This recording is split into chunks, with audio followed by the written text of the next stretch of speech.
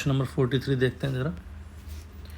The charge flowing through a resistance capital R varies with time T H Q equal to A T minus B T square where A and B are positive constant the total heat produce in the resistance is. सवाल ने क्या बोला है कि ये हमारे पास कोई resistance है और इसमें किसी भी टाइम पे चार्ज फ्लो दे रखा है। पहले तो इसमें से चार्ज का डिफरेंशिएशन करके अपन करंट निकाल लेते हैं। तो करंट कितना होता है, the rate of flow of the charge, तो ये कितना आ गया a minus 2bt।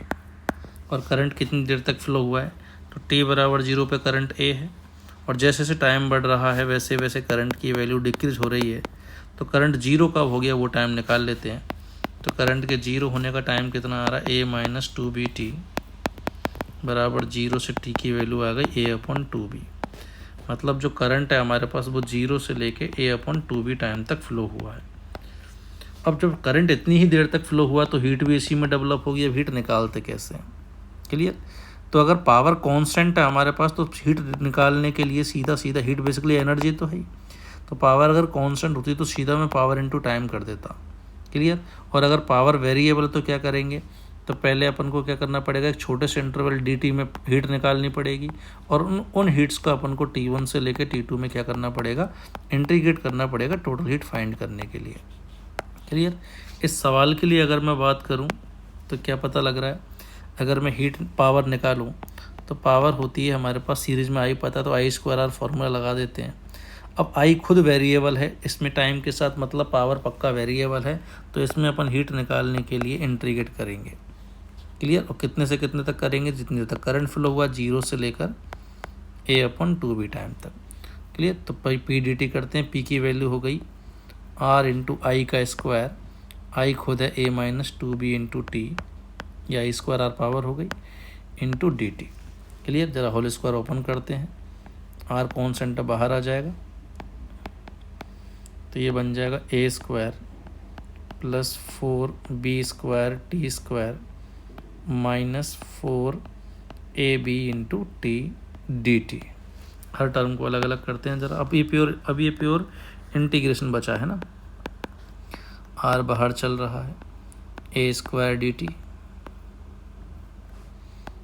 Plus 4b² t² dt minus 4ab T d T, और हर जगह लिमिट वही है 0 से लेके a/2b। इंटीग्रेट करते हैं इसे तो r बाहर चल ही रहा है, a² कॉन्स्टेंट साथ में पड़ा रहेगा, dt का integration t, limit will be 0 to a/2b। यहाँ पे 4b² पड़ा रहेगा, t² का इंटीग्रेशन t³/3 0 से a/2b, 4ab साथ में रहेगा, t का इंटीग्रेशन t²/2 0 से a/2b, ठीक है।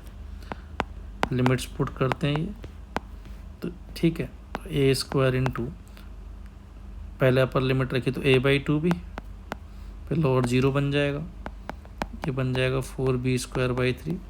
पहले अपर लिमिट रखेंगे तो t की जगह a/2b रखिए तो a³/8b³ और लोअर लिमिट से 0 बन जाएगा, माइनस ये ऑलरेडी 2ab बन गया।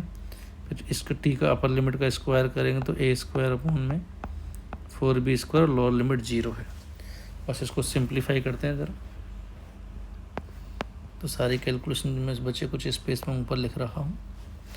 यहाँ से हमारे पास क्या बन रहा है, ये हीट बराबर r इंटू पहला टर्म बन रही है a³/2b प्लस दूसरी टर्म कितनी हो गई हमारे पास, इसमें b²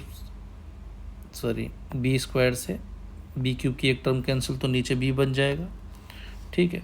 4 नीचे बन गया हमारे पास, 4 से जाएगा 2 टाइम्स 8 तो ये बन जाएगा 6, तो a³/6b माइनस अगली जो टर्म है वो बन गई हमारे पास एक b से एक b कैंसिल तो ये हो गई माइनस a³/2b, ठीक है।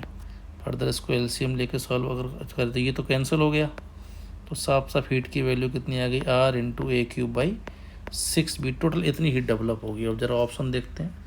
अपॉन में 6b यहीं पर है, तो ए क्यूब इंटू आर अपॉन में 6b, तो second option will be the correct answer. Okay बेटा।